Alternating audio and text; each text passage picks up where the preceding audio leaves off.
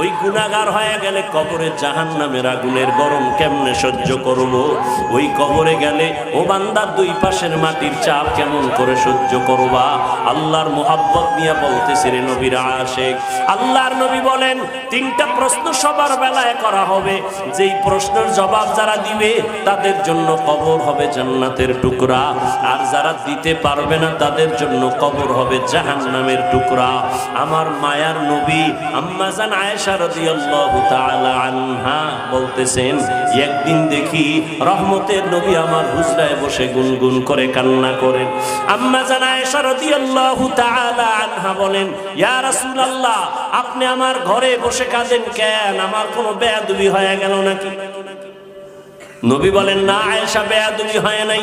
ও পর্দার আড়ালের আম্মা জানেরা, আপনারা কত ধন্য মা। আজকে স্টেজে 7টা সন্তানের মাথায় পাগড়ি দেওয়া হলো, এরা কোরআনের হাফেজ হয়ে গেছে। আরে আম্মা জান, আপনার কি মনে চায় না আপনি একজন কোরআনওয়ালার মা হইয়া কবরে যাবেন? আপনার কবরের কি দাঁড়ায়? সন্তান দাঁড়ায় কোরআন তেলাওয়াত করবে। আর আমার আল্লাহ গাইবি আওয়াজ দিবে, ও কবরের ফেরেশতা, ওই বাচ্চাটা কোরআন পড়েছে, ওর কবরে জান্নাতের বিছানাটা বিছাইয়া দাও, ওর মায়ের কবর জান্নাত বানায় দাও। ও পর্দার আড়ালের মা, আপনারা নবী না, কিন্তু নবীদের মায়ের মতো মা। আপনারা সাহাবায়ে কেরামদের মায়ের মতো মা। আপনারা আয়েশা রাদিয়াল্লাহু তাআলা আনহার মতো দামি নারী, ফাতেমা রাদিয়াল্লাহু তাআলা আনহার মতো দামি নারী, আপনারা খাদিজা রাদিয়াল্লাহু তাআলা আনহার মতো দামি নারী, আপনারা ঈসা নবীর মা মারিয়াম আলাইহা সালামের মতো দামি নারী। আপনারা বেঈমান ফেরাউনের ঘরে স্ত্রীর নাম কি? আসিয়া। যেই ফেরাউন আল্লাহর এত বড় জুলুমকারী, জালেম, এত বড় দুশমন, ফেরাউন আল্লাহর বিরুদ্ধে নিজেরে খোদা দাবি করলো, অথচ সেই ঘরে তার আপন স্ত্রী আসিয়া আল্লাহর এত পেয়ারা বান্দি হয়ে গেলেন। রহমতের নবী বলেন, জান্নাতুল ফেরদাউসে ওই ফেরাউনের বিবি আসিয়ার সাথে আমি মুহাম্মদের সাথে জান্নাতে বিবাহ হবে।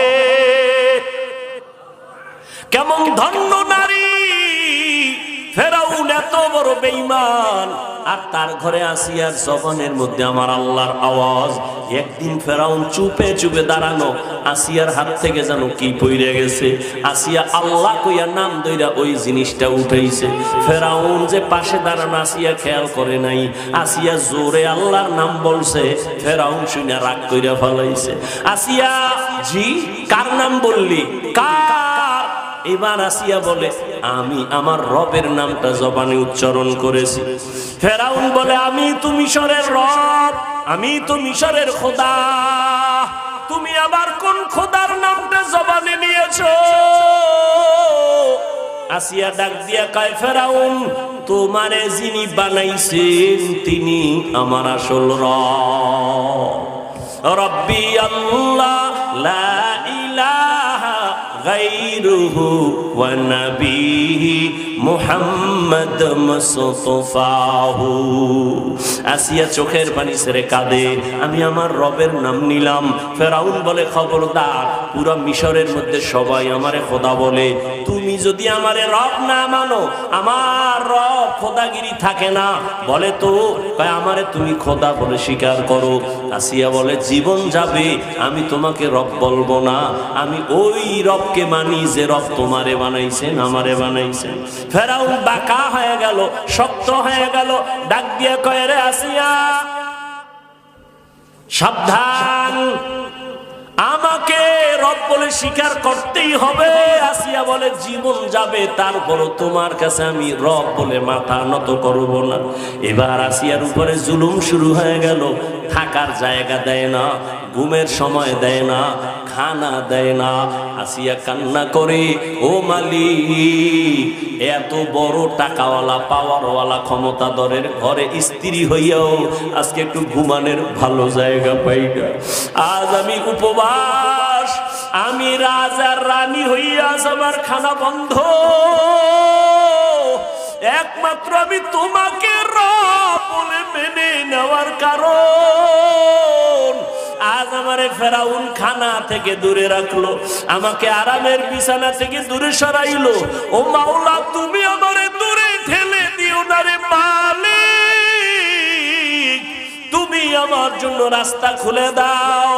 ফেরাউন ঘোষণাই করে ফেললো, আসিয়া যেহেতু আমারে খোদা বলে মানবে না, আসিয়াকে শুলিবিদ্ধ করে ফাঁসি দিয়ে মারতে হবে।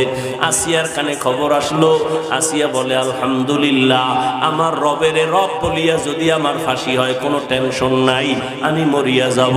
ঘোষণা হয়ে গেল মিশরের মধ্যে ফেরাউনের স্ত্রীর হালাত এই, এখন তার ফাঁসি হবে, ময়দানে শুলিবিদ্ধ করবে, হাজার হাজার মানুষ সেখানে হাজির। এবার আসিয়াকে হাতে পায়ে রশি লাগাইয়া ফাঁসির মঞ্চে নিয়ে যাবে। ইতি টাইমে দেখে মুসা নবী রাস্তা দিয়ে হাইটা যায়। আসিয়া ডাক দিয়া কয়, জামানার নবী মুসা, আপনি জানেননি আমার অবস্থাটা কি? বল জানি।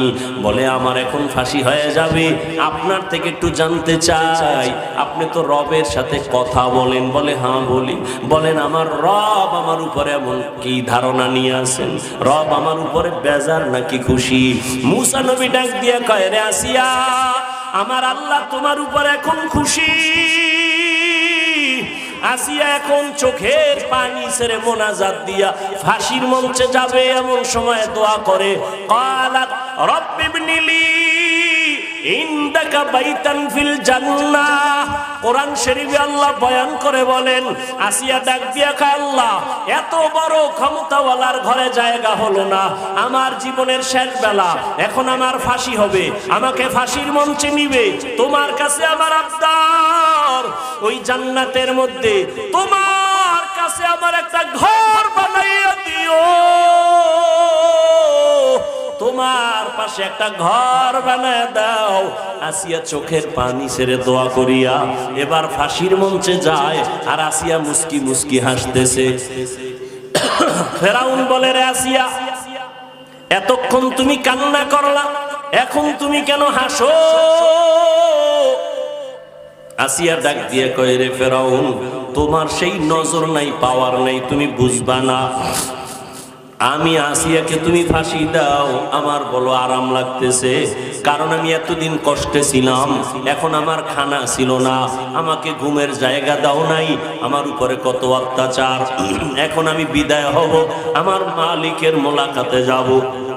আমি যে মাওলার কাছে জান্নাতের দোয়া করেছি, ওই জান্নাতের ছবি আমার চোখের সামনে, আর লক্ষ লক্ষ ফেরেশতা দেখতেছি আসমানে অপেক্ষমান আমার রূহটা মালিকের দরবারে নেওয়ার জন্য। আমি জান্নাতের ফল খাইয়া আমার তৃপ্তি আমি অর্জন করব। আসিয়া এই জন্য বলে আমি হাসতে হাসতে ফাঁসির মঞ্চে যাইতেছি। ও পর্দার আড়ালের আম্মা জানেরা, আপনার স্বামী তো ফেরাউনের মতো খারাপ না, আপনি কেন নামাজ পড়েন না, কেন পর্দা করেন না, কেন স্বামীর মালগুলো হেফাজত করেন না, আল্লাহর দেওয়া সন্তানগুলো কেন আদর্শওয়ালা বানান না? আপনি সন্তানটাকে ডাক্তার বানাবেন, কোনো বাধা নাই, আপনার সন্তানকে ইঞ্জিনিয়ার বানাবেন, বাধা নাই, আপনার সন্তানকে প্রফেসর বানাবেন, বাধা নাই, তবে আল্লাহর কোরআনটা পড়াইয়া আদবওয়ালা বানাইয়া যান।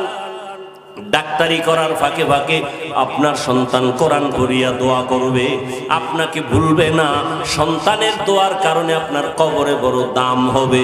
এরে আম্মা জান, আপনার মতো কত মা এখনো আছে, নামাজ পড়ে, তাহাজ্জুদ পড়ে, স্বামীর মাল হেফাজত করে, মোবাইলে সময় নষ্ট করে না, স্বামীর মালের খেয়ানত করে না, বেপরদায় চলে না।